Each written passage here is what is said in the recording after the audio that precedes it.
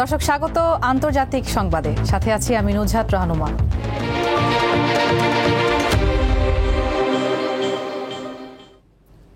বিশ্ব সাংস্কৃতিক সংস্থা ইউনেস্কোর সভাপতি নির্বাচিত হয়েছে বাংলাদেশ। অন্তর্বর্তী সরকারের প্রধান উপদেষ্টা ডক্টর মোহাম্মদ ইউনুস ও সংস্কৃতি বিষয়ক উপদেষ্টা মোস্তফা সরোয়ার ফারুকী ফেসবুক স্ট্যাটাসে বিষয়টি নিশ্চিত করেন। এতে বলা হয়, নির্বাচনে বাংলাদেশ 30-27 ভোটে জাপানকে পরাজিত করে এই অনন্য মর্যাদা অর্জন করে। নির্বাচনের প্রাথমিক পর্যায়ে সাউথ কোরিয়া ও ভারতও প্রতিদ্বন্দ্বিতায় ছিল, তবে শেষ পর্যায়ে তারা নিজেদের প্রার্থিতা প্রত্যাহার করে নেয়। ইউনেস্কোর সাধারণ সম্মেলনের 43তম অধিবেশনটি শুরু হবে চলতি বছরের 30 অক্টোবর উজবেকিস্তানের সামারকান্দ শহরের সিল্ক রোড কনফারেন্স সেন্টারে। সম্মেলনের কার্যক্রম শেষ হওয়ার কথা রয়েছে 13 নভেম্বর।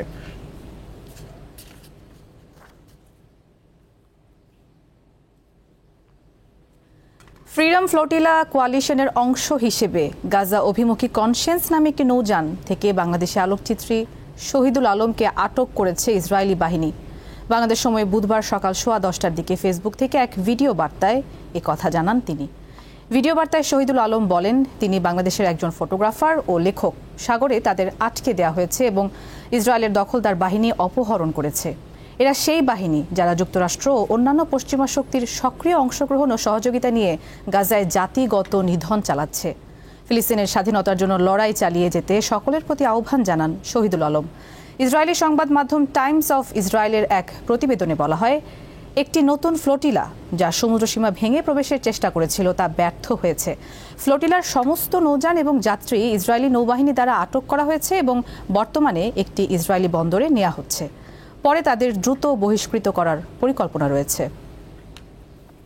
ইসরায়েলের কারাগারে নির্যাতনের শিকার হওয়ার অভিযোগ করেছেন সুইডেনের পরিবেশ আন্দোলনকর্মী ও অধিকারকর্মী গ্রেটা থুনবার্গ।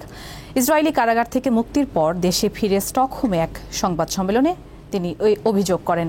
বলেন, ইসরায়েলি সেনারা তাকে সহ অন্যদের অপহরণ ও নির্যাতন করেছে, তবে নির্যাতনের বিষয়ে বিস্তারিত কিছু বলতে রাজি হননি গ্রেটা। সাংবাদিকেরা বারবার জানতে চাইলে শুধু বলেন, তাকে বিশুদ্ধ পানি দেওয়া হয়নি এবং অন্য আটক ব্যক্তিদের জরুরি ওষুধ থেকে বঞ্চিত করা হয়েছে। গ্রেটা বলেন, তাদের সঙ্গে যা ঘটেছে তা গাজার মানুষের প্রতিদিনের অভিজ্ঞতার তুলনায় কিছুই নয়। এ ব্যাপারে প্রতিক্রিয়া জানতে ইসরায়েলের পররাষ্ট্র মন্ত্রণালয়ের সঙ্গে বার্তা সংস্থা রয়টার্স যোগাযোগ করলেও তাৎক্ষণিক কোনো সাড়া পাওয়া যায়নি। তবে ইসরায়েল বারবার দাবি করছে, আটক ব্যক্তিদের সঙ্গে কোনো ধরনের অসদাচরণ করা হয়নি। গ্লোবাল সুমুদ ফ্লোটিলার অংশ হিসেবে সাগর পথে ত্রাণ নিয়ে গাজা উপকূলের কাছাকাছি থুনবার্গ সহ অন্তত 2 শতাধিক ব্যক্তি আটক হন। পরে অনেককেই নিজ দেশে ফেরত পাঠায় ইসরায়েল।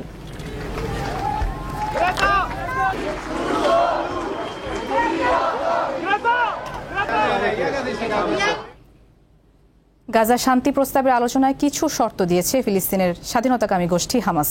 উপত্যকায় স্থায়ী যুদ্ধবিরতি কার্যকর, ইসরায়েলি সেনা সম্পূর্ণ প্রত্যাহার এবং গাজা পুনর্গঠন সহ আরও কিছু শর্ত জানায় গোষ্ঠীটি। মার্কিন প্রেসিডেন্ট ট্রাম্পের 20 দফা শান্তি প্রস্তাবের ওপর মিশরে চলছে পরোক্ষ আলোচনা। এতে ইসরায়েল ও হামাসের প্রতিনিধিরা অংশ নিচ্ছেন। হামাসের মুখপাত্র ফাউজি বারহম জানান, তাদের প্রতিনিধিরা সব বাধা অতিক্রমের চেষ্টা করছেন। তবে তিনি অভিযোগ করেন, ইসরায়েলি প্রধানমন্ত্রী বেনিয়ামিন নেতানিয়াহু যুদ্ধবিরতির সম্ভাবনা আটকানো ও ব্যর্থ করে দেওয়ার অপচেষ্টা করছেন। শান্তি আলোচনার মধ্যেও গাজায় স্থল অভিযান ও বিমান হামলা অব্যাহত রেখেছে ইসরায়েলি বাহিনী। মঙ্গলবারের হামলায় কমপক্ষে 10 জন ফিলিস্তিনি নিহত হন। এতে করে গাজায় 2 বছরের ইসরায়েলি আগ্রাসনে প্রাণহানির সংখ্যা বেড়ে দাঁড়ালো কমপক্ষে 66,600 জনের।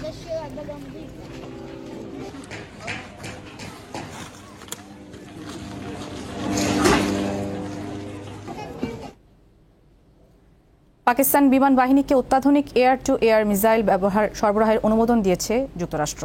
AIM-120 সিরিজের ক্ষেপণাস্ত্রগুলো যুদ্ধবিমান থেকে ছোড়া সম্ভব এবং এটি অনেক দূর পর্যন্ত পাইলটের সঙ্গে যোগাযোগ রাখতে সক্ষম। এটি শত্রুর যুদ্ধবিমানের পাশাপাশি ছুটে আসা ক্ষেপণাস্ত্র ধ্বংস করতে পারে। আন্তর্জাতিক সম্পর্ক বিশ্লেষকদের মতে 2 দেশের সামরিক সম্পর্ক পুনরুজ্জীবিত হওয়ার গুরুত্বপূর্ণ পদক্ষেপ এটি। ওয়াশিংটনে প্রকাশিত সরকারি নথি অনুযায়ী পাকিস্তান 2030 সালের মধ্যে AIM-120D3 advanced medium range missile পাবে, যা এই সিরিজের সবচেয়ে উন্নত সংস্করণ। চুক্তিটির আর্থিক মূল্য প্রায় $2.5 বিলিয়ন। এই প্রকল্পে যুক্তরাষ্ট্রের অস্ত্র প্রস্তুতকারক প্রতিষ্ঠান রেথিয়ন কোম্পানিকে দায়িত্ব দেওয়া হয়েছে। শুধু পাকিস্তানই নয়, তুরস্ক সহ আরও কয়েকটি মিত্র দেশ এই চুক্তির আওতায় ক্ষেপণাস্ত্র পাবে বলে মার্কিন যুদ্ধ বিভাগ জানিয়েছে। প্রতিরক্ষা বিশ্লেষকরা বলছেন, এই ক্ষেপণাস্ত্র যোগ হলে পাকিস্তানের আকাশযুদ্ধের সক্ষমতা ও প্রতিরক্ষা শক্তি বহু গুণে বৃদ্ধি পাবে। ভারতের হিমাচল প্রদেশে অতিবৃষ্টিতে পাহাড় থেকে বিশাল পাথর ধসে যাত্রীবাহী একটি বাসের অন্তত 15 যাত্রী নিহত হয়েছেন। স্থানীয় সময়ে মঙ্গলবার সন্ধ্যায় প্রদেশটির পাঠানকোট মান্ডি সড়কের ভালুঘাট এলাকায় এই ঘটনা ঘটে। প্রাইভেট বাসটিতে করে যাত্রীরা মোরাত্তান থেকে ঘুমারিনে যাচ্ছিলেন। প্রবল বর্ষণে ভয়াবহ ভূমিধসের ঘটনায় চলন্ত বাসটি বিশাল পাথরের নিচে চাপা পড়ে। এ ঘটনায় আহত হন আরও 1 ডজনের বেশি মানুষ। স্থানীয় কর্মকর্তা জানান, বাসটিতে 28 থেকে 30 জন যাত্রী ছিলেন। দুর্ঘটনার পর 15টি মরদেহ উদ্ধার করা হয়। ভারতীয় গণমাধ্যম এনডিটিভি জানায়, প্রধানমন্ত্রী নরেন্দ্র মোদী নিহত প্রত্যেক পরিবারকে জাতীয় ত্রাণ তহবিল থেকে 2 লাখ টাকা এবং আহতদের 50,000 টাকা ক্ষতিপূরণ প্রদানের ঘোষণা দিয়েছেন। মিয়ানমারের মধ্যাঞ্চলীয় এক শহরে বৌদ্ধ ধর্মাবলম্বীদের উৎসবে সেনাবাহিনীর বোমা হামলায় শিশুসহ অন্তত 32 জন নিহত হয়েছেন। আহত হন কমপক্ষে 50 জন। মিয়ানমারের গণমাধ্যম দ্য ইরাবতী জানিয়েছে, সোমবার রাতে সাগাইং অঞ্চলের চাং ইউ টাউনশিপে বৌদ্ধ ধর্মাবলম্বীদের একটি উৎসবের পাশাপাশি জান্তা বিরোধী বিক্ষোভের উদ্দেশ্যে শান্তিপূর্ণ মোমবাতি প্রজ্বলনের আয়োজন করা হয়। সেখানে শত শত মানুষ উপস্থিত হন। ঠিক সেই সময় সামরিক বাহিনীর প্যারাগ্লাইডাররা বিক্ষোভকারীদের লক্ষ্য করে বোমা নিক্ষেপ করে। আয়োজক কমিটির এক নারী সদস্য জানান, হামলার বিষয়ে সতর্ক করার কারণে প্রায় 1/3 লোক পালিয়ে বাঁচতে পেরেছিল, কিন্তু হঠাৎ একটি মোটর চালিত প্যারাগ্লাইডার ভিড়ের উপর দিয়ে উড়ে এসে 2টি বোমা ফেলে। এতে এই হতাহতের ঘটনা ঘটে। এই হামলার বিষয়ে মিয়ানমারের জান্তা সরকারের কোনো মন্তব্য পাওয়া যায়নি। এবছর পদার্থবিজ্ঞানে যৌথভাবে নোবেল পুরস্কার পেয়েছেন ব্রিটেনের জন ক্লার্ক, ফ্রান্সের মিশেল এইচ ডেভরেট এবং যুক্তরাষ্ট্রের জন এম মার্টিনিজ। তারা সবাই ইউনিভার্সিটি অফ ক্যালিফোর্নিয়ার গবেষক। মঙ্গলবার royal Swedish academy of science তাদের নাম ঘোষণা করে। নোবেল কমিটি জানায়, 3 গবেষকের এই আবিষ্কার কোয়ান্টাম পদার্থবিদ্যার নতুন দিগন্ত উন্মোচন করেছে। তারা এমন একটি অতি পরিবাহী বৈদ্যুতিক ব্যবস্থা তৈরি করেছেন যা একটি অবস্থা থেকে সরাসরি অন্য অবস্থায় টানেল করে যেতে পারে। তারা আরও দেখিয়েছেন, এই ব্যবস্থাটি নির্দিষ্ট মাত্রার শক্তি শোষণ করে এবং বিকিরণ করে, যা কোয়ান্টাম মেকানিক্সের ভবিষ্যৎবাণীর সাথে পুরোপুরি মিলে যায়। বাসায় কি পোষা প্রাণী আছে? ব্যস্ত শহুরে জীবনে কাজে গেলে প্রিয় প্রাণীটিকে দেখাশোনা কে করবে, কোথায় বা কার কাছে রেখে যাবে, এসব নিয়ে চিন্তায় কপালে ভাঁজ পড়ছে বেশিরভাগ দক্ষিণ কোরীয় নাগরিকের। তাই দেশটিতে ক্রমেই বাড়ছে পোষা প্রাণীদের জন্য দিবা যত্ন কেন্দ্র বা ডে কেয়ার। কাউকে হাতে তুলে খাওয়াতে হচ্ছে, কাউকে আবার গোসল করানো হচ্ছে, কেউ আবার আছে বাড়ি ফেরার অপেক্ষায়। তবে এরা কেউ মানুষের বাচ্চা না, এরা হলো ঘরের পোষা প্রাণী। এই চিত্র দক্ষিণ কোরিয়ার পোষা প্রাণীদের দিবা যত্ন কেন্দ্রের। প্রিয় প্রাণীকে সেখানে রেখে কাজে যান মালিকেরা। সেখানেই প্রাণীদের দেখাশোনা, খাওয়ানো ও খেলাধুলা করানো হয়, দেওয়া হয় প্রয়োজনীয় প্রশিক্ষণও। শহুরে জীবনে দ্রুত জনপ্রিয় হয়ে উঠছে এই সেবা। দক্ষিণ কোরিয়া জুড়ে একের পর এক এমন প্রতিষ্ঠান গড়ে উঠছে।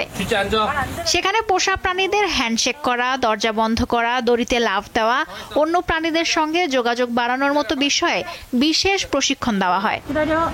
এসব ডে কেয়ারে পোষা প্রাণীদের গোসল করানোর ব্যবস্থা আছে।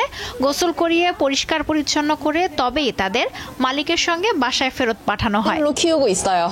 দিবা যত্ন কেন্দ্রের কারণে আমাদের অনেক উপকার হয়েছে। বাসায় ফিরে কুকুরের পেছনে বেশি সময় দিতে হচ্ছে না। তবে এই সেবা বেশ ব্যয়বহুল। সিউলে একটি কুকুরের 1 মাসের ডে কেয়ার সেবার জন্য গুনতে হয় $180। দক্ষিণ কোরিয়ার প্রশাসনের হিসাব মতে দেশটিতে 1.5 কোটিরও বেশি মানুষের পোষা প্রাণী আছে। লুৎফা ফৌজিয়া, দীপ্ত বার্তাকক্ষ। দর্শক, এই ছিল দীপ্ত আন্তর্জাতিক সংবাদ। আমাদের পরবর্তী আয়োজন বিকেল 5টায় জেলা সংবাদ দেখার আমন্ত্রণ। এছাড়া আরও তথ্যের জন্য যুক্ত থাকুন দীপ্তর ডিজিটাল প্ল্যাটফর্মে। এতক্ষণ সাথে থাকার জন্য ধন্যবাদ সবাই।